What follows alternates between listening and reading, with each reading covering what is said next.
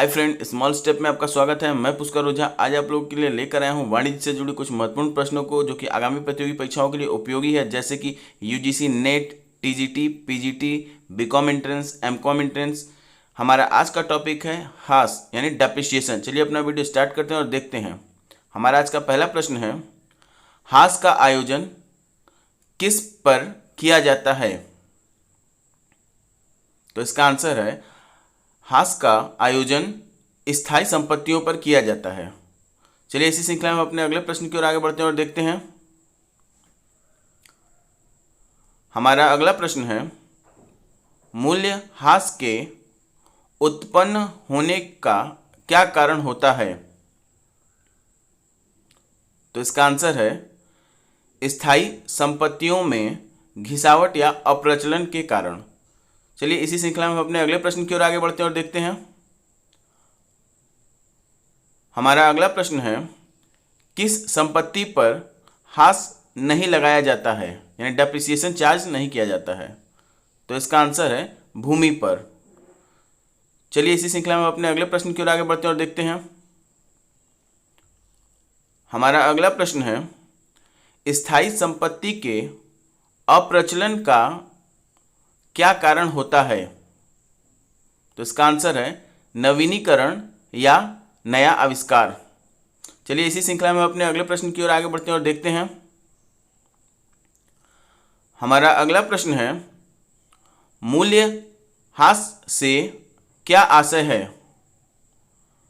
तो इसका आंसर है, संपत्तियों के पुस्तक के मूल्य में कमी से।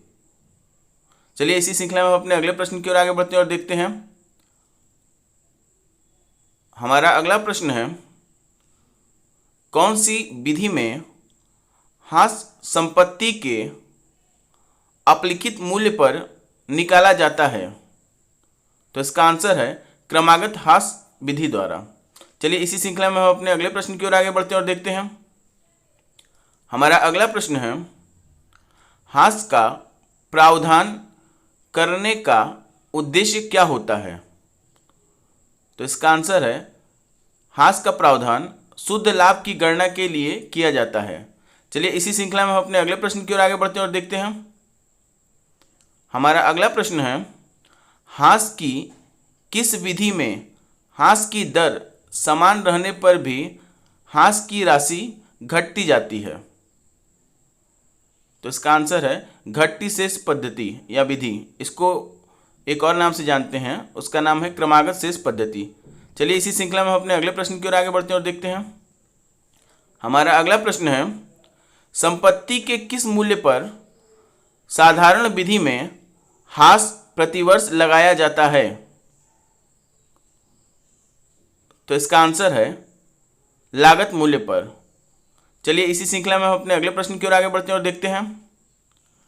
हमारा अगला प्रश्न है, हास की किस विधि में स्थायी संपत्ति का शेष मूल्य नहीं होता है? तो इसका आंसर है, क्रमागत शेष विधि द्वारा। चलिए इसी श्रृंखला में हम अपने अगले प्रश्न की ओर आगे बढ़ते हैं और देखते हैं। हमारा अगला प्रश्न है, भवन पर हास लगाने पर कौन सा खाता डेबिट किया जाता है यानी कि ऋणी किया जाता है? तो इसका आंसर है, हास खाता यानी डेप्रिसिएशन अकाउंट। चलिए इसी श्रृंखला में हम अपने अगले प्रश्न की ओर आगे बढ़ते हैं और देखते हैं। हमारा अगला प्रश्न है, किस संपत्ति पर हास की गणना नहीं की जाती है? तो इसका आंसर है, चालान पर माल की गणना नहीं की जाती है। चलिए इसी श्रृंखला में हम अपने अगले प्रश्न की ओर आगे बढ़ते हैं और देखते हैं। हमारा अगला प्रश्न है, टूट फूट, काल समाप्ति, अप्रचलन तथा अन्य कारणों से किसी संपत्ति के मूल्य में जो कमी होती है उसे ह्रास कहते हैं। यह कथन किसका है? तो इसका आंसर है, एलसी कॉपर। चलिए इसी श्रृंखला में हम अपने अगले प्रश्न की ओर आगे बढ़ते हैं और देखते हैं।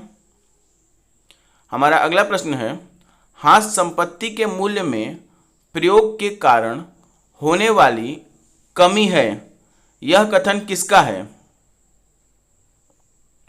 तो इसका आंसर है, विलियम्स ने ये कथन दिया है।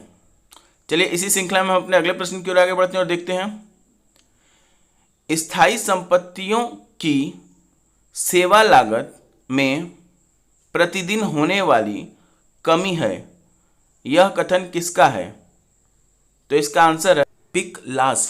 चलिए इसी श्रृंखला में हम अपने अगले प्रश्न की ओर आगे बढ़ते हैं और देखते हैं। हमारा अगला प्रश्न है, किस अधिनियम के अनुसार हाथ लगाना उचित माना गया है? तो इसका आंसर है आयकर अधिनियम के अंतर्गत। चलिए इसी श्रृंखला में हम अपने अगले प्रश्न की ओर आगे बढ़ते हैं और देखते हैं। हमारा अगला प्रश्न है, मूल्य ह्रास का संबंध किससे होता है? तो इसका आंसर है स्थायी एवं मूर्त संपत्तियों से। ऐसे महत्वपूर्ण प्रश्नों के लिए मेरे चैनल को लाइक, सब्सक्राइब और शेयर जरूर करें। चलिए इसी श्रृंखला में हम अपने अगले प्रश्न की ओर आगे बढ़ते हैं और देखते हैं। हमारा अगला प्रश्न है, संपत्तियों पर ह्रास का मूल्यांकन कैसे किया जाता है? तो इसका आंसर है वार्षिक आधार पर। चलिए इसी श्रृंखला में हम अपने अगले प्रश्न की ओर आगे बढ़ते हैं और देखते हैं। हमारा अगला प्रश्न है, मूल्य ह्रास की क्रिया कैसी होती है? मूल्य ह्रास की क्रिया कैसी होती है? तो इसका आंसर है निरंतर चलने वाली प्रक्रिया है ये। चलिए इसी श्रृंखला में अपने अगले प्रश्न की ओर आगे बढ़ते हैं और देखते हैं। हमारा अगला प्रश्न है, घिसावट स्थायी संपत्ति की लागत के उस भाग को बताता है जो कभी वापस पाने योग्य नहीं होता जब संपत्ति को अंतिम रूप से हटा दिया जाता है। यह कथन किसका है? तो इसका आंसर है मुनरो। चलिए इसी श्रृंखला में अपने अगले प्रश्न की ओर आगे बढ़ते हैं और देखते हैं। हमारा अगला प्रश्न है, संपत्ति पर लगने वाला ह्रास को कहाँ दर्शाया जाता है? तो इसका आंसर है लाभ हानि खाते के डेबिट पक्ष में और आर्थिक चिट्ठे के संपत्ति पक्ष में। चलिए इसी श्रृंखला में हम अपने अगले प्रश्न की ओर आगे बढ़ते हैं और देखते हैं। हमारा अगला प्रश्न है, स्थायी किस्त पद्धति को और किस नाम से जाना जाता है? स्थायी किस्त पद्धति को और किस नाम से जाना जाता है? तो इसका आंसर है उसे सरल रेखा प्रणाली भी कहते हैं, मूल लागत विधि भी कहते हैं या साधारण विधि भी कहते हैं। चलिए इसी श्रृंखला में अपने अगले प्रश्न की ओर आगे बढ़ते हैं और देखते हैं।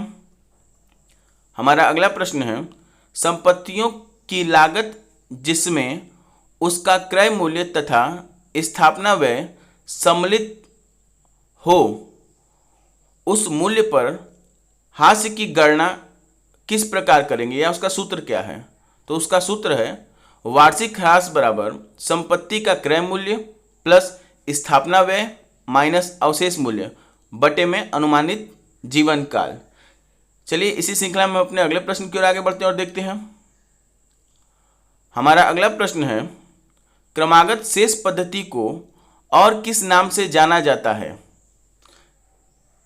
तो इसका आंसर है क्रमागत शेष पद्धति को हासित शेष पद्धति या घटती शेष पद्धति के नाम से भी जाना जाता है। चलिए इसी श्रृंखला में हम अपने अगले प्रश्न की ओर आगे बढ़ते हैं और देखते हैं।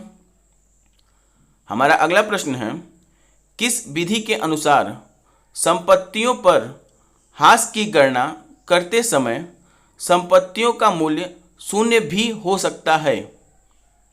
तो इसका आंसर है सरल रेखा पद्धति द्वारा या सरल रेखा पद्धति में। चलिए इसी श्रृंखला में अपने अगले प्रश्न की ओर आगे बढ़ते हैं और देखते हैं।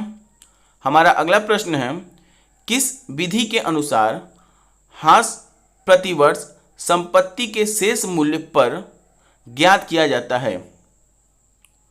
तो इसका आंसर है क्रमागत शेष पद्धति, जिसको घटती शेष पद्धति भी कहते हैं। चलिए इसी श्रृंखला में अपने अगले प्रश्न की ओर आगे बढ़ते हैं और देखते हैं। हमारा अगला प्रश्न है, किस विधि में ह्रास की गणना करने के लिए सिंकिंग फंड तालिका की सहायता ली जाती है? तो इसका आंसर है ह्रास कोष पद्धति। चलिए इसी श्रृंखला में हम अपने अगले प्रश्न की ओर आगे बढ़ते हैं और देखते हैं। हमारा अगला प्रश्न है, किस पद्धति में ह्रास के बराबर की राशि विनियोग खरीदने के काम में लेने के स्थान पर बीमा कंपनी को प्रीमियम के रूप में एक बीमा पॉलिसी खरीदने के लिए दे दी जाती है। तो इसका आंसर है बीमा पॉलिसी पद्धति। चलिए इसी श्रृंखला में अपने अगले प्रश्न की ओर आगे बढ़ते हैं और देखते हैं। हमारा अगला प्रश्न है, हास की किस विधि को पुनर्मूल्यांकन पद्धति के नाम से भी जाना जाता है? तो इसका आंसर है वार्षिक मूल्यांकन पद्धति के नाम से, यानी वार्षिक मूल्यांकन पद्धति। चलिए इसी श्रृंखला में हम अपने अगले प्रश्न की ओर आगे बढ़ते हैं और देखते हैं। हमारा अगला प्रश्न है, कौन सी विधि में संपत्ति खाता पूर्ण जीवन काल तक लागत मूल्य पर ही प्रकट किया जाता है या दर्शाया जाता है? तो इसका आंसर है मूल्यह्रास कोष विधि। ऐसे महत्वपूर्ण प्रश्नों के लिए मेरे चैनल को लाइक, सब्सक्राइब और शेयर जरूर करें। और हाँ मित्रों, बेल आइकन दबाना न भूलें, जिससे कि मेरी नई वीडियो की अपडेट आपको मिलती रहे। हम इसी तरह आपके लिए महत्वपूर्ण प्रश्नों की श्रृंखला को लेकर आते रहेंगे। धन्यवाद।